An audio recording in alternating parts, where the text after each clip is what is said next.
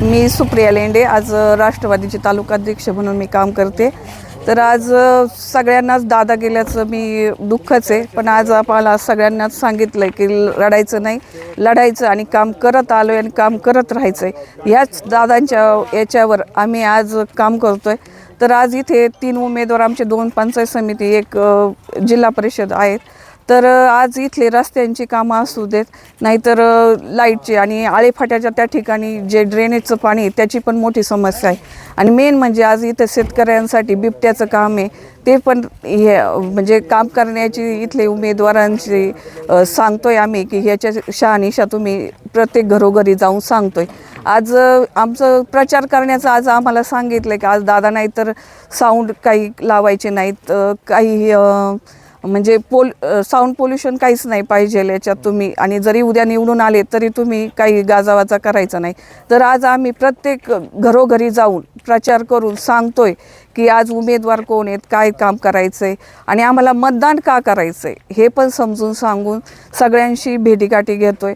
आणि याचा नक्कीच फायदा होईल की जरी आम्ही लाऊडस्पीकर लावून नाही प्रचार करत, पण आम्ही आज प्रत्येक मतदारापाशी पोहोचून त्यांना सांगतोय की आमचं काम काय आहे, काय करायचं आहे। त्याच्यामुळं आज काही विरोधक म्हणतात की सहानुभूती असं काही नाही आहे। लोक पण देखील कामं पाहणार आहेत आणि कामाचा माणूस कोण आहे ते पाहणार आहेत। आज जे कामाचा माणूस आमचा गेला आहे, पण त्यांचे जे पेरलेले आम्ही जे सैनिक आहोत हे नक्कीच आम्ही चांगलं काम करणार आहेत त्यांचं। ज्या शहरात राहता, ज्या गावात राहता, तिथं आपला माणूस आहे, आता त्याचा किती तुम्हाला आता अडसर येतोय? म्हणजे असं काही नाही होते, दादांच्या परीने काम करतात, आम्ही आमच्या परीने काम करतात। आज आमच्याकडे पण शरदराव लेंडे असतील, रघुनाथ शेठ असतील, आम्ही आहे। तर प्रत्येकजण आता काही मशालीची लोक आहेत, तर प्रत्येकजण आपल्या आपल्या याने करतोय, त्याच्यात काही राजकारण करायचं नाही। प्रत्येकाच्या पद्धतीने नाही, असं काही नाही होते। दादा कधी प्रेशर देत नाही आहेत की ते त्यांच्या पद्धतीने कामं करतात, आम्ही आमच्या पद्धतीने कामं करतात। जे आपल्याला तात्पुरतं राजकारण करतो, राजकारण म्हणजे हे आज आपण जे आता लढतोय तर हे राजकारण तात्पुरतं पाहिजे, नंतर समाजकारण सगळ्यांना करायचं आहे।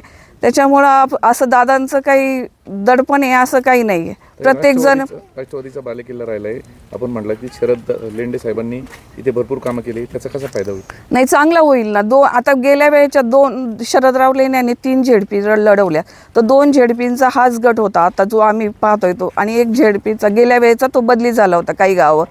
तर त्याच्यात आज सुद्धा आम्ही आता परवा शरदराव लेंडे आमच्याबरोबर उमरजमध्ये होते, तर जिथं जिथं जातो ते आठवण काढतात की त्यांनी कामं केलेली होती। आम्ही पण गेल्या वेळेला प्रचार करण्यासाठी इथं आलेलो होतो, लोक पण ओळखत आहेत, आता त्याचा फायदा नक्कीच आम्हाला